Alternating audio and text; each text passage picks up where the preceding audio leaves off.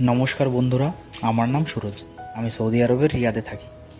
আজ আমার ছুটির দিন, আর এই ছুটির দিনটা আমার কাছে খুব স্পেশাল একটা দিন। কারণ প্রবাসে ছুটি মানেই হলো নিজের সঙ্গে একটু সময় কাটানো। সকালে উঠেই প্রথমে জামা কাপড়গুলো ধুয়ে নিলাম, এবার পেট শান্তির পালা, তাই ছুটলাম। আজ আমি রান্না করব চিকেন কষা আর সাদা ভাত।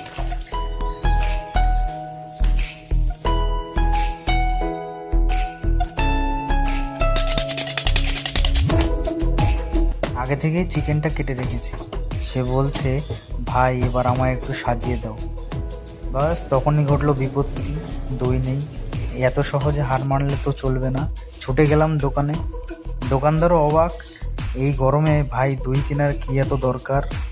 আমি বললাম, ভাই এটা শুধু দই নয়, আজকের দিনের নায়ক। প্রথমেই নেব লেবুর রস, একটু টক টক, শুরুতেই ভালো। তারপর আদা রসুন বাটা, যা দিয়ে শুরু হয় সব প্রেমের গল্প, মানে রান্নার গল্প আর কি। রান্না করতে করতে না মনটা কোথায় যেন হারিয়ে গেল। মায়ের কথা খুব মনে পড়ছে এখন। ছোটবেলায় না, যখন মা রান্না করতো, মায়ের পাশে দাঁড়িয়ে থাকতাম, দেখতাম কী করে রান্না করে মা। আর মায়ের হাতে রান্না সত্যি দারুণ, খুব মিস করি মাকে। রান্নাটা মোটামুটি শেষ, এবার টেস্ট করবার পালা। আমি এত সুন্দর রান্না করি সত্যি আমি জানতাম না। এবার খাওয়ার পালা। পেটটাকে একটু শান্তি করে নেওয়া যাক। আর যদি তোমাদের ভিডিওটা ভালো লেগে থাকে অবশ্যই লাইক করে দিও।